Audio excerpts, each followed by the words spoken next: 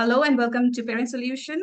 Today we have here Austėja Landsbergienė with us, and she is Doctor of Education, teacher, writer of many parenting books and magazines. And she's going to talk here with us about why should our children respect their teachers and educators to be successful in their life. Austėja, welcome to our show.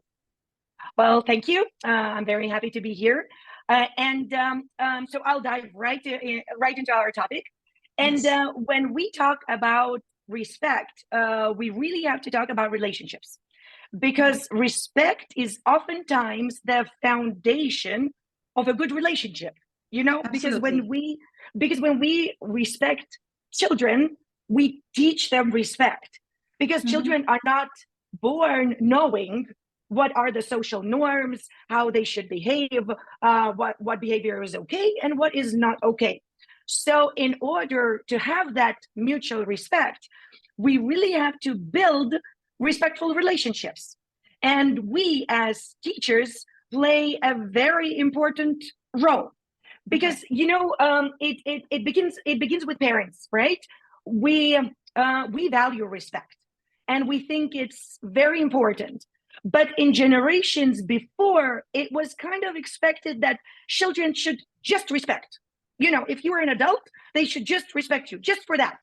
And it still happens sometimes. And I think it's the root of many conflicts and even broken relationships, because trust and respect is something that is built, is something that is earned.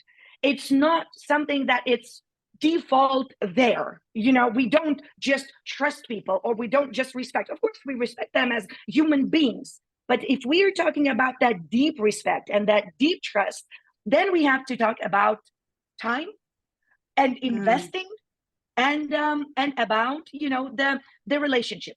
So I think we use those words very often, but we don't think that when we talk about respect, it has very many levels. You know, first it's respect for the law. And I think that's easier to teach and easier to understand, because you get punished if you don't pay taxes, if you're speeding, and so on and so forth. So you kind of have to respect it, because otherwise there are consequences. And then there is respect for possessions. Again, it has to, you know, if I own something, I respect the other people's things, what they own. But then we get to a more difficult level, which is respect for the others and self-respect. And I truly believe that it's very difficult to teach children respect if we don't have self-respect. You know, if we only want to teach respect, but deep down we have complexes, we're not sure about ourselves, and we don't respect ourselves. You know, there is a very nice saying that not what we say teaches our children, but what we do. And if children in our behavior and in our deeds see that we have respect, excuse me, then they have that respect as well. So how do we recognize respect? Well, first of all, we have to listen. We have to listen to the other human beings, and we have to hear what they have to say. Because, you know, if a child comes to school or to preschool tired or hungry or stressed, and we do not respect that, and we require a child just to perform and deliver, they will find it very hard to respect. They may, you know, just be obedient and just do what they have to do, but it has nothing to do with respect. We shouldn't confuse the two. You know, obedience is not respect. Respect is when we do things because we believe in them. It's because we choose to do them. Obedience has a lot to do with fear. We fear teacher, or we fear a parent, so we do what they ask.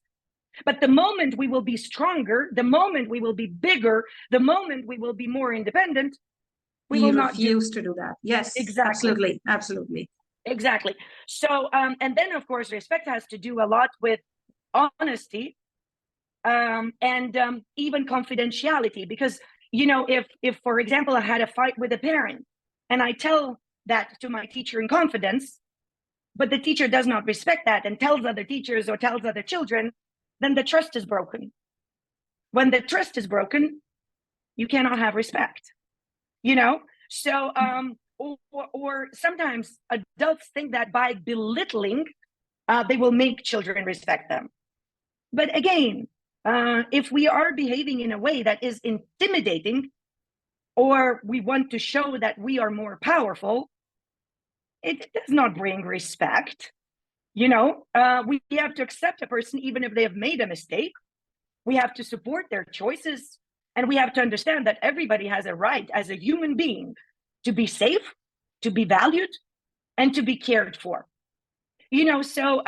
So we learn from the surrounding adults what is respect and what is disrespect. And if we want those things, we need to teach empathy. We need to teach active listening. We need to teach anger management. We need to teach conflict resolution, problem solving, and decision making.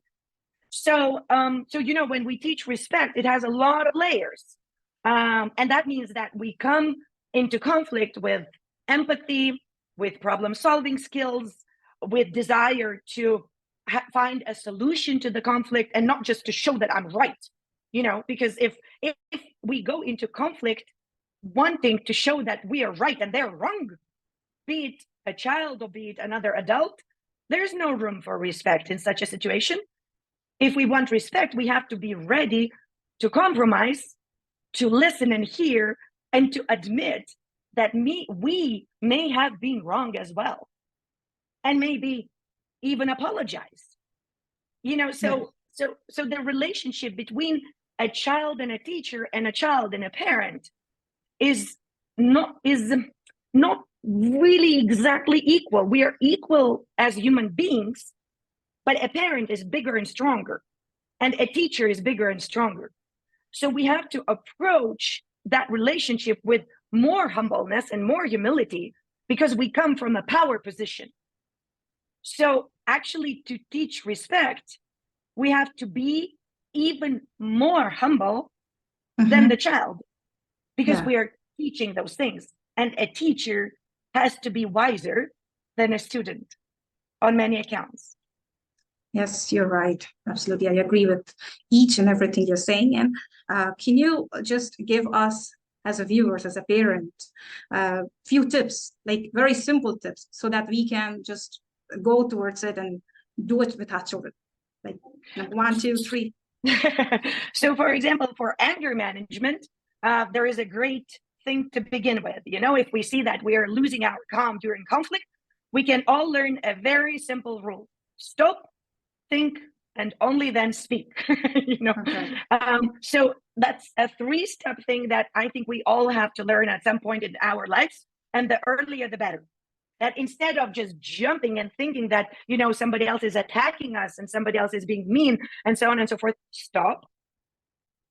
Let your emotions cool down, breathe, or count to 10 or something like that, during which seconds, you just need seconds, but during those seconds, you need to regulate yourself. And instead of, bursting or attacking, speak. So stop, think, and speak. Active listening, there's a very good phrase. So what I heard you say is. When we say that phrase, we show the other person that we've been listening. But we also show that we want to make sure that we not just listened, but also heard. That's why we make sure that we heard right, that we are not misinterpreting, that we are not putting out there something like, oh, but you said this. No, I never said that. But yes, you said, but I know what I said. You did not understand me right. So active listening, when we make sure that we heard what the person said, is a very good. So one of my favorite phrases is, so what I heard you say is, and correct me if I'm wrong, right? So there's there's kind of a dance where we dance together. I make sure that I follow the other person right, that I'm not jumping to conclusions or making assumptions. And the third thing is, to actually not be satisfied with a question like how your day has been. We oftentimes ask children, especially as parents, how are you? Fine. But there may be tragedies, there may be hurt, there may be, a lot of strong emotions and a lot of hardship behind that. Fine. So we have to actually know our students as teachers and know our children as parents. And I know it's hard because, life goes very fast and we all have busy lives. We all have a lot of on our plates. But I think it's just this touching base. One of great questions that I have also learned myself and started using myself and have taught a lot of parents to use is when the child snaps back at you, and especially works with teenagers. Sometimes you ask a simple thing like, can you clear the dishes? And they just go something at you. And instead of saying, how dare you to talk like this to your mother? Or instead of saying, how dare you to behave like this? Just ask, are you okay? Simple, very simple question. Are you okay? And I have had people actually start crying when you ask that simple question, because they have so many pent up emotions. And when you actually say, instead of snapping back at them, you wait, just count to 3 and say, are you okay? Mm-hmm. They suddenly realize that somebody's actually caring. So when a student snaps back or misbehaves, sometimes the best idea is after the lesson to pull them aside and ask, are you okay? Yeah, that was very useful. I know these are going to benefit our viewers a lot. One last question before ending this. Is our children's success really associated with respecting their educators? I think it's not directly. I think it is, I think that, well, everything is connected, especially when we're talking about our relationships, right? But I would, as I said in the very beginning, I would ask, what kind of respect is that? If it's respect out of fear, then definitely not. But if it's respect because there is a deep and wonderful relationship, then of course, because we all know the power of a good teacher. They change lives, So absolutely. If that respect is because I choose to do those things for my teacher, because we have this deep relationship, then of course, absolutely. Oh, thank you so much for everything. And I want all my viewers to reach out to you and to your work. And I'll be putting the link down there in the description box. Thank you for being here with us, Austėja. Thank you. Thank you for having me. Take care. Bye-bye.